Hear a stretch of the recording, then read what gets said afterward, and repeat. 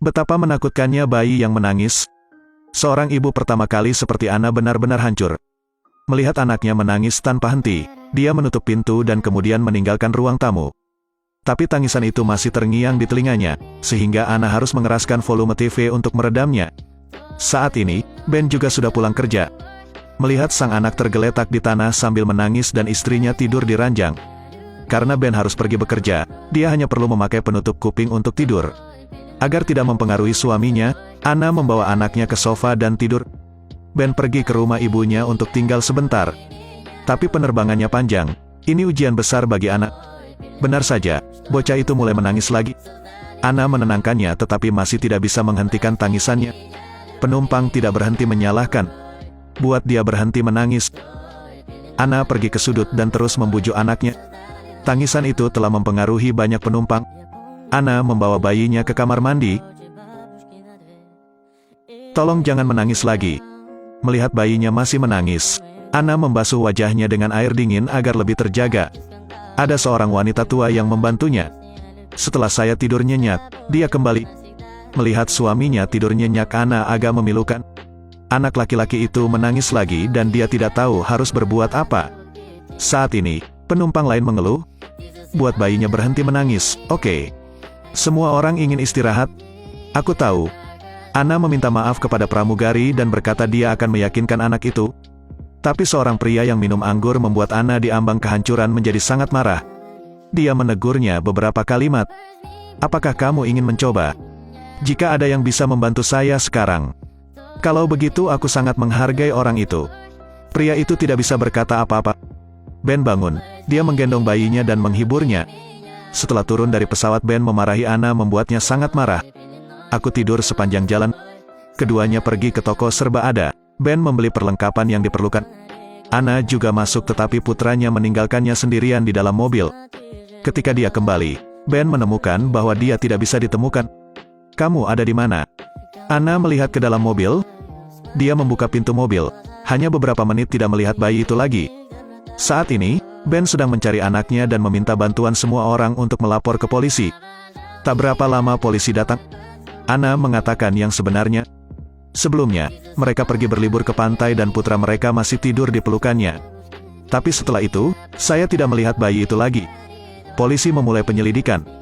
Karena tidak ada kamera, polisi juga mengalami banyak kesulitan. Banyak wartawan datang ke pintu, membuat pasangan itu tidak berani keluar. Saat Anna putus asa, polisi menemukan petunjuk. Seorang wanita di resor mengatakan bahwa istri Ben sebelumnya datang ke sini tetapi segera pergi. Polisi mencurigai mantan istri Ben dan memeriksa rumahnya. Ben atas simpati semua orang. Mengandalkan kekuatan rakyat untuk mengubah opini publik. Anak-anak kita sudah meninggalkan tempat ini. Tidak ada saksi. Tidak ada tebusan. Tidak ada mayat yang ditemukan. Orang perlu melihat penderitaan. Di bawah pengaturan Ben, Anna membaca baris-baris air mata. Mengatakan bahwa dia merindukan bayinya. Polisi telah mengumpulkan bukti bahwa kaos kaki di rumah mantan istri Ben cocok dengan DNA bayi tersebut. Dia ditangkap atas dugaan penculikan. Saya butuh pengacara. Pelakunya telah ditangkap tetapi di mana putranya? Untuk kejadian tak terduga ini, pasangan itu tidak tahu harus berbuat apa. Karena mereka tahu bukan mantan istri Ben pelakunya. Kita seharusnya tidak melakukan itu. Mereka pergi ke halaman belakang. Tapi dialog berikutnya berhasil membuat orang takut. Mantan istrimu tidak bisa. Dia tidak pantas mendapatkannya. Kita harus melanjutkan ini.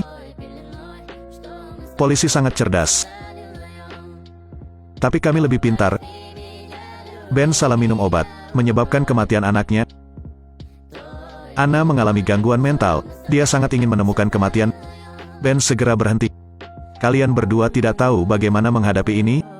Anna tidak habis pikir mengapa bayinya yang sehat meninggal seperti itu. Ben menyalahkannya. Mengatakan bahwa itu terjadi karena dia salah mengira obatnya adalah obat putranya sehingga ini terjadi. Pasti kamu. Aku sudah mencicipinya sebelumnya.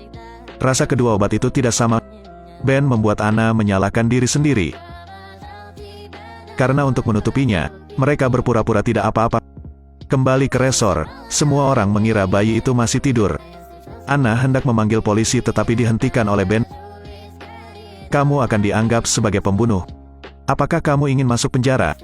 Hidup kita akan hancur. Mereka menguburkan jasad anaknya lalu membakar semua barang bukti. Dari sana, sebuah kebohongan ditarik.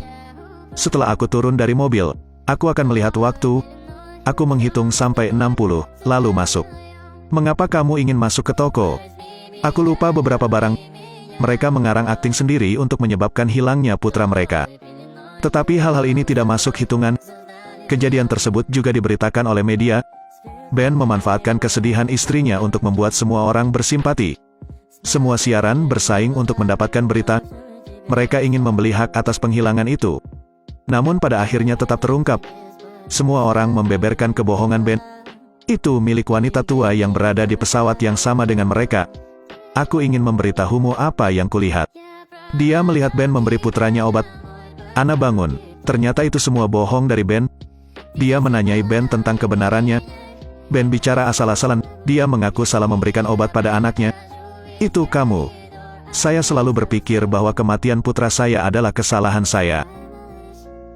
Tapi aku juga sangat menderita. Melihat Ben masih membuat alasan untuk dirinya sendiri.